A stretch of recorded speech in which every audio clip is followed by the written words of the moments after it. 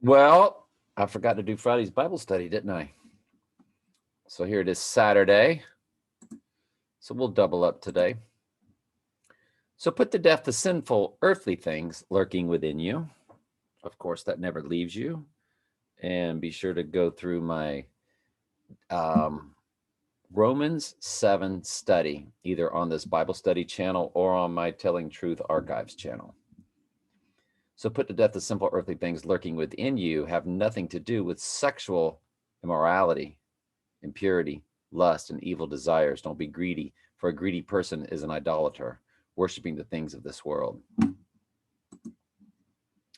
Mortify therefore your members which are upon the earth: fornication, uncleanliness, inordinate affection, evil concup. In the world, I bet that's a simple word. That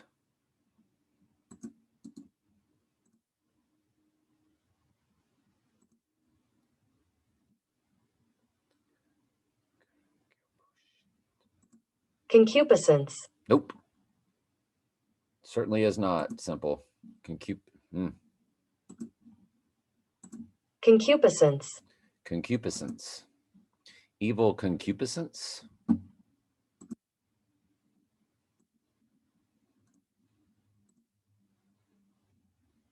Strong sexual desire, lust. Keep in mind that has to do with when you get to that gets to covet, when you break it down. When Jesus said, when you look upon a woman with lust, when you break down lust, it comes to covet. When you break down covet, it means to take. So it means in your heart, you will do what you can, if it's within your control, within your power, to have her or him. It doesn't mean you look at him and go, wow. So, yeah, you have to get really to the depths.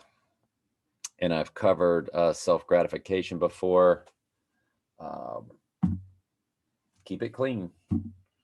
When I say that, I mean off of homo stuff, off of somebody that's married. And that's about the best way I can put it. Make sense? Um, Self gratification that people will tell you is like a deadly no. And they would, the only thing they have is to go back to that Bible verse where Jesus said to look upon a woman with lust is already committing adultery in your heart. To look upon an adultery, somebody that's married, so to look upon a married woman as if you will have her, if at all possible, you've already committed in other words, you've already slept with a married woman if you're in your mind will do anything within your power to sleep with that married woman. Then you've already committed adultery in your heart. If in your heart you're saying, I'm going to do what I can to sleep with her, and she's married. And obviously you'd be committing fornication also if you're single. And if you're married, then it's like double adultery. So you get the idea. It's don't let people confuse you, I guess is the best way to put it. And self gratification that begins with the word master. Um, don't let people trick you or fool you in that. And I'm dogmatic about that. I'll I'll I'll take that one to my grave. Um,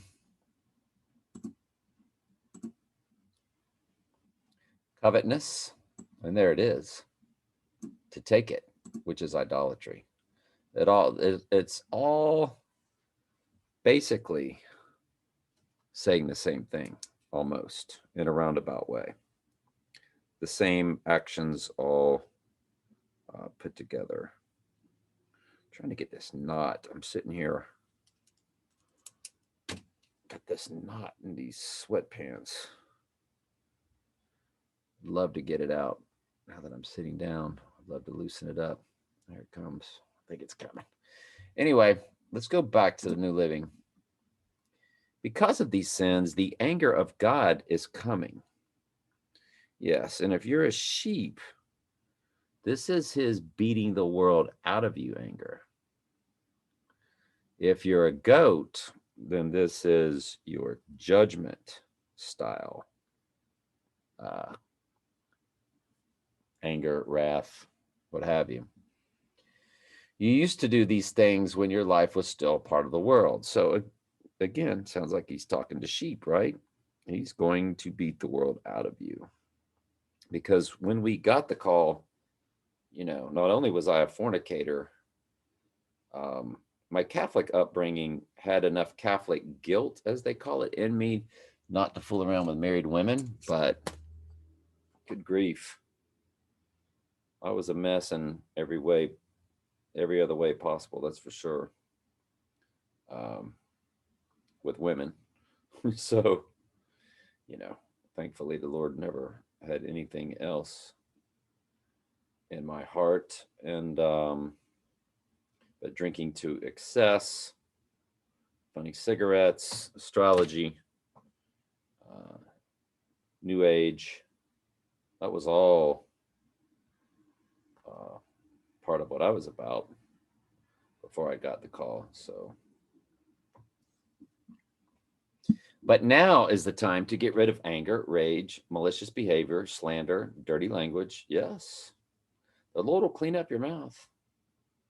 Ran into a girl the other day I haven't seen in forever. She's young, and just the cuss words flying out of her mouth. I was very disappointed. The Lord will clean up your mouth when you get the call, with the dirty jokes, with the cuss words. Yeah, they won't fly out of your mouth like maybe they used to. Don't lie to each other if you have stripped off your old sinful nature and all its wicked deeds. Put on your new nature and be renewed as you learn to know your Creator and become like him. Well, that all goes back to Romans 8:29, being conformed to the image of his Son. That's what that's all about. For whom he did foreknow, he also did predestinate to be conformed to the image of his Son. So that's what that's about. In this life, it doesn't matter if you're a Jew or Gentile, circumcised or uncircumcised, dunked in water or not dunked in water. See, the circumcision and the dunking in water is all about the Jewish proselyte. When Jesus said you must be baptized, he was talking about what? Well, John the Baptist told us. He said, one will come after me that will baptize with the Holy Spirit and fire. And that's him calling you and then bringing you through the fiery trials, slowly bringing you out of the world. It does not happen in a day. It is an A to Z process from the moment you're called down through you taking your last breath. The Lord is always refining you.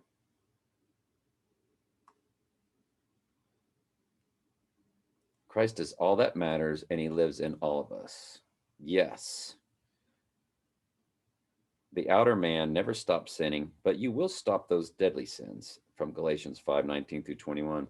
Y'all, the knot's coming out finally. Oh, we did it. Thank you, Jesus. When it says Christ is all that matters, he lives in all of us. The inner man does not sin, cannot sin. That's Christ in you. The outer man, your flesh, never stops sinning.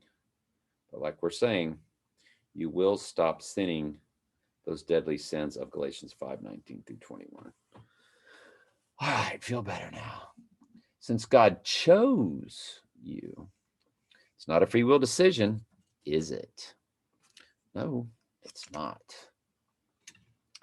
For God chose you to be the holy people he loves. It's always been a chosen people group.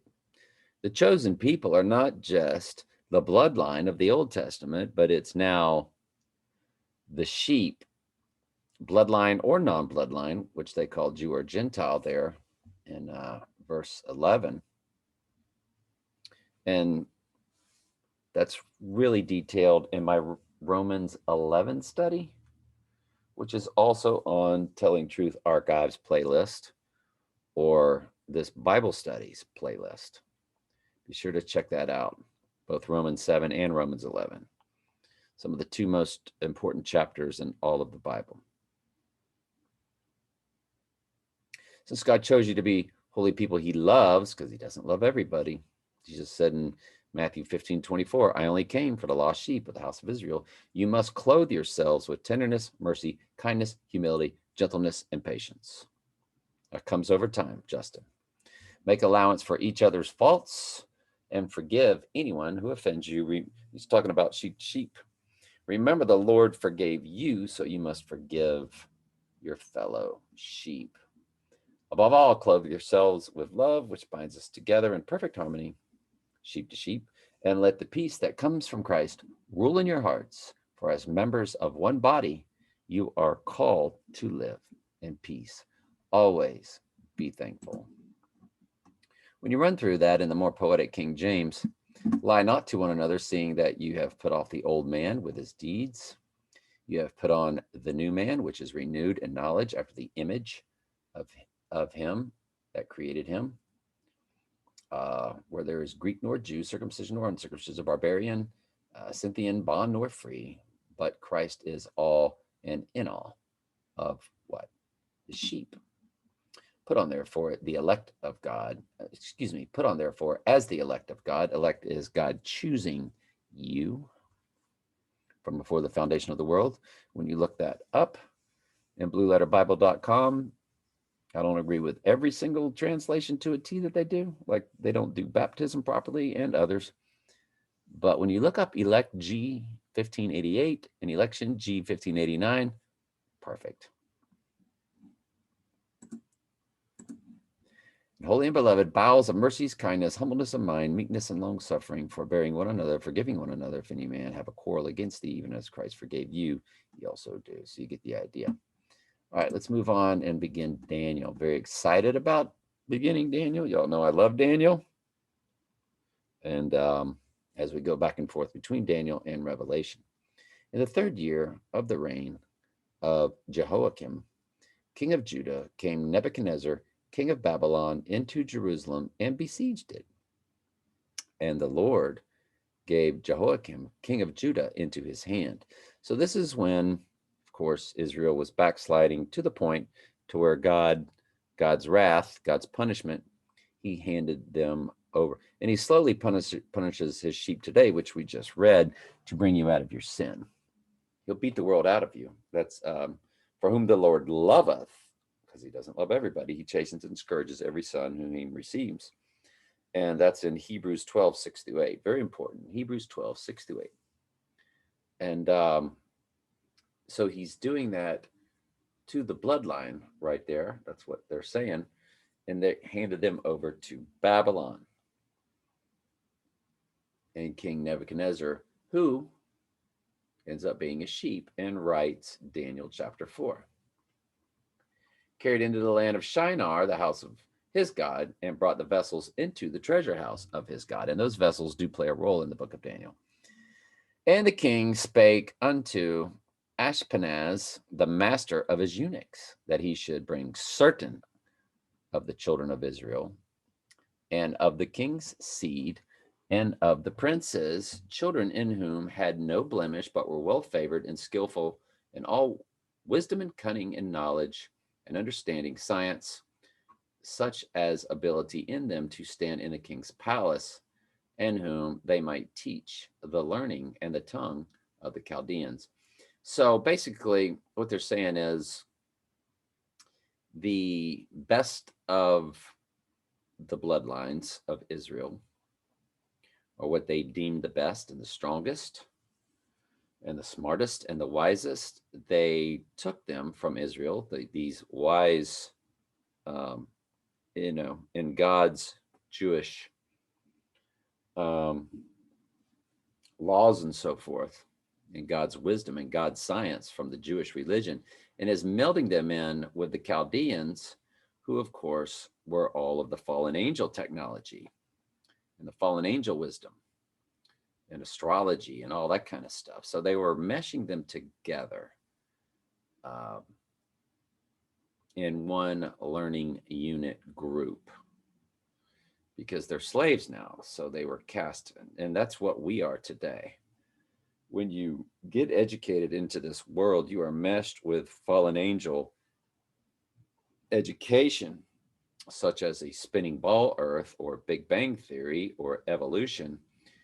And you bring in God's wisdom that, of course, it is nothing more than God's footstool. It's the circle of the earth. The earth does not move, but the sun and moon are what move above us under the firmament, along with the stars. They're right above us.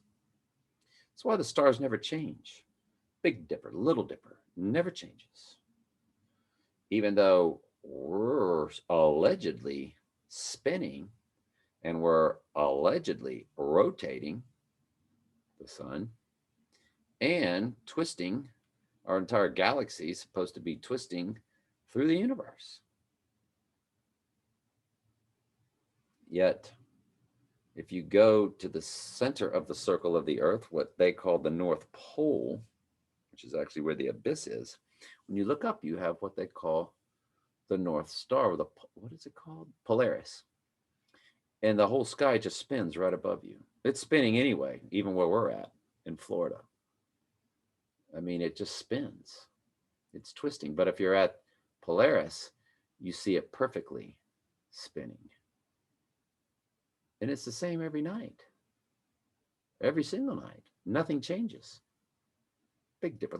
And they tell you that it doesn't change because, oh, well, it's like imprinted into the sky, that it's so far away.